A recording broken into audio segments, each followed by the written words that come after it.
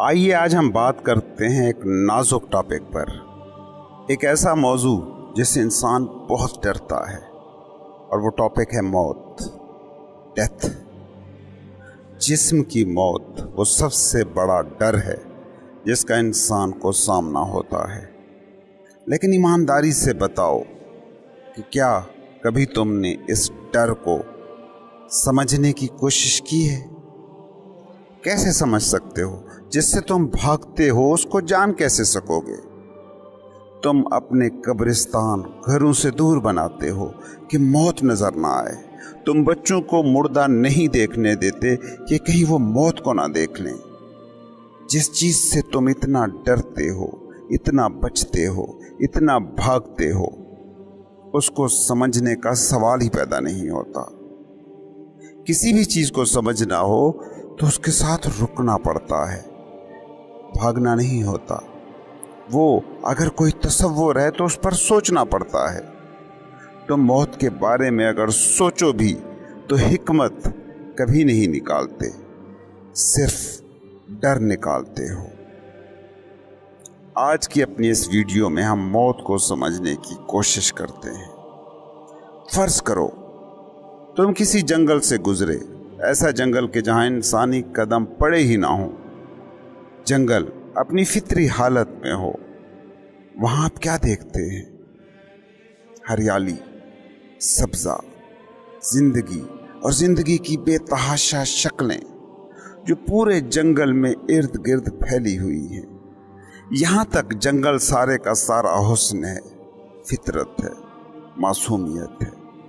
अब जरा थोड़ा सा तकल्लुफ करो और इस जंगल को जरा ज्यादा गहराई से देखो।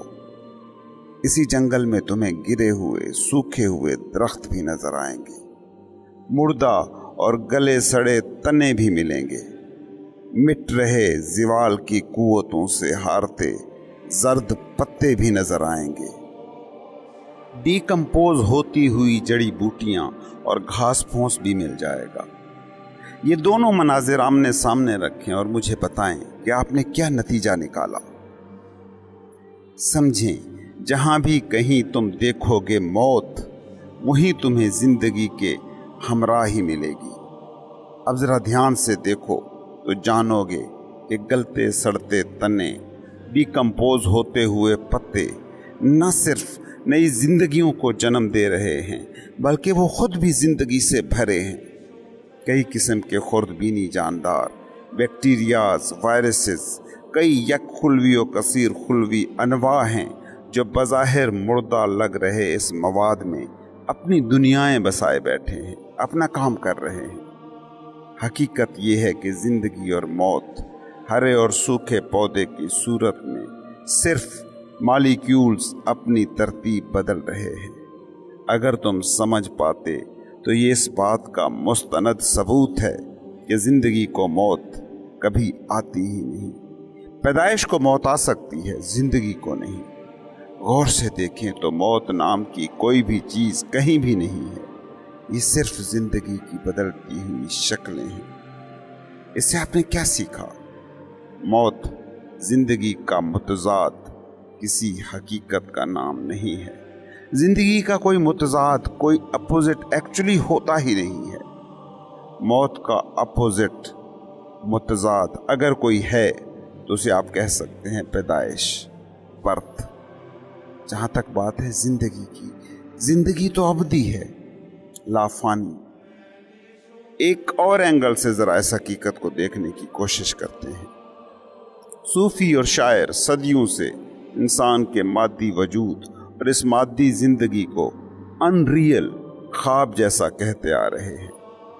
बज़ाहिर जो इंसानी जिंदगी ठोस और हकीकी लग रही है, वो इन सूफियों और शायरों को क्यों गैर हकीकी, अनरियल लग रही है? मजहबी किताबें कहीं कहती हैं माया जाल, तो कहीं कहती हैं मताउल गुरूर। ये वो दुनिया को डिफाइन कर रही हैं, इस मादी जिंदगी को, मैटर को, जिंदगी की ठोस शक्लों को गौर से देखो, वो हर पल तहलील हो रही हैं। मौत के वक्त तुम्हें खुद पता चल जाता है کہ تمہاری زندگی کی کہانی ایک خواب تھی، سینما میں چل رہی ایک فلم تھی جو ختم ہو رہی ہے۔ لیکن خواب کو بھی اگر غور سے دیکھیں تو اس کا جوہر یقیناً حقیقی ہونا چاہیے۔ وہ جو خواب دیکھ رہا ہے وہ تو حقیقی ہونا چاہیے۔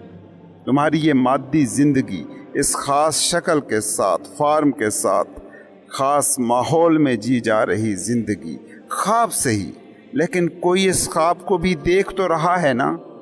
وہ جو دیکھ رہا ہے وہ ان ریئل نہیں ہو سکتا، وہ غیر مادی ہو سکتا ہے، غیر مقامی ہو سکتا ہے، نان لوکل، نان فزیکل ہو سکتا ہے، مگر کوئی ہونا ضرور چاہیے، کوئی ریئل، کوئی شعور ضرور ہونا چاہیے جس میں خواب واقع ہو رہا ہے، ورنہ تو خواب بھی ناممکن ہے۔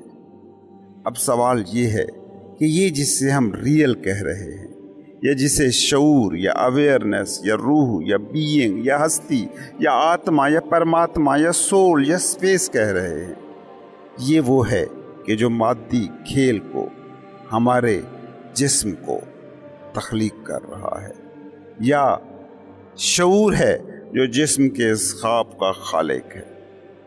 ان ریئل تو ریئلٹی کا جنم داتا ہو نہیں سکتا، اس لیے نتیجہ یہ نکلنا چاہیے کہ کوئی real he us in real کا، اس مالیکیولر ڈانس کا خالق ہوگا۔ خواب دیکھنے والے کو کیسے جنم دے سکتا ہے؟ خواب دیکھنے والا ہی خواب خلق کر سکتا ہے۔ یہ جو تمہاری پریکٹیکل زندگی ہے، مادی زندگی ہے، جو تمہاری زندگی کا سارا محور ہے، اسے جتنا بھی غور سے دیکھو یہ تمہیں خواب جیسی لگے گی۔ جیسے خواب میں تم کبھی کچھ کر رہے ہوتے ہو، کبھی کچھ سوچ رہے ہوتے ہو، کبھی کچھ۔ اس جسم کے ساتھ بھی تمہاری زندگی کا تجربہ یہی ہی رہتا ہے۔ بچپن میں کچھ کر رہے تھے، جوانی میں کچھ کر رہے ہوتے ہو، بڑھاپے میں کچھ اور کر رہے ہوتے ہو، کبھی کچھ سوچ رہے ہوتے ہو، کبھی کچھ سوچ رہے ہوتے ہو۔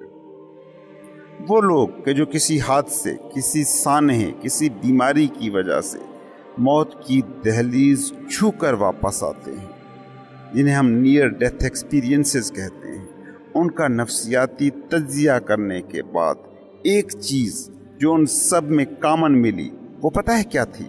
وہ یہ تھی کہ ان کے اندر سے موت کا ڈر نکل گیا تھا۔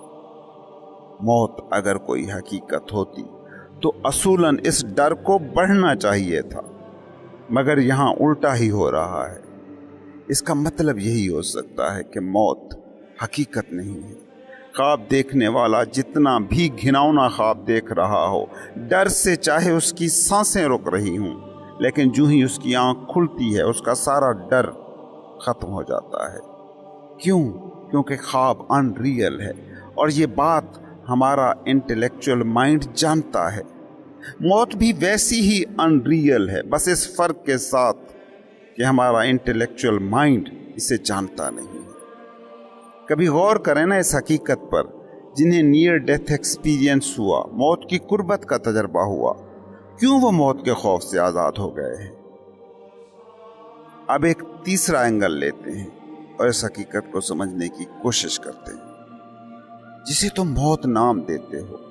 سب جانتے ہیں کہ ایک نہ ایک دن وہ مرنے والے ہیں، مگر جب تک شخصی طور پر وہ موت کے روبرو نہیں ہوتے، تب تک موت ان کا بس ایک ذہنی تصور ہی ہے، ایک مینٹل کنسیپٹ۔ جب تم شدید بیمار ہوتے ہو، یا جب آپ یا کوئی آپ کا قریبی کسی مہلک حادثے کا شکار ہوتا ہے، یا جب کوئی بہت ہی پیارا مرتا ہے، اس وقت موت کی جو آگہی آپ کو ہوتی ہے وہ دوسرے کی موت کی نہیں ہوتی، بلکہ اس کی موت آپ کی اپنی فنا کی شکل میں آپ کی زندگی میں داخل ہوتی ہے۔ زیادہ تر لوگ اس آگہی سے مارے خوف کے بھاگتے ہیں، لیکن اگر آپ بھاگیں نہ اور اس حقیقت کو فیس کریں کہ باڈی زوال فطرت ہے اور کسی بھی لمحے یہ تحلیل ہو جائے گی، مٹ جائے گی، تو اس سے ایک درجے میں ڈس آئیڈینٹیفیکیشن کا عمل شروع ہو جاتا ہے، چاہے ہلکا سا صحیح۔ وہ مادی یا نفسیاتی ڈھانچہ ٹوٹتا نظر آتا ہے جب آپ زندگی کی تمام شکلوں کی غیر مستقل اور عارضی فطرت کو قبول کرتے ہیں، ایکسیپٹ کرتے ہیں، تو ایک خاص قسم کا احساس سکون، پیس آپ پر اترتا ہے۔ موت کا سامنا کرنے کے ذریعے آپ کا شعور کسی حد تک فارم اور جسم کے ساتھ آئیڈینٹیفیکیشن سے آزاد ہو جاتا ہے۔ یہی وجہ ہے کہ صوفی اپنے مریدوں کو قبرستانوں میں مراقبہ کراتے تھے، خود بھی مردہ جسموں کے درمیان قبرستانوں میں میڈیٹیشن کرتے تھے۔ جدید کلچر، خاص طور پر مغربی کلچر میں موت کے خلاف انکار کا، ڈینائل کا رویہ ہے، حتیٰ کہ بہت بوڑھے لوگ بھی موت کے بارے میں بولنا یا سوچنا نہیں چاہتے، اور وہ مردوں کو چھپا کر رکھتے ہیں۔ ایسا کلچر جو موت کا انکار کرتا ہے اسے لازماً سطحی اور مصنوعی ہونا چاہیے، کیونکہ وہ چیزوں کی صرف ظاہری شکل کے متعلق فکر مند ہے۔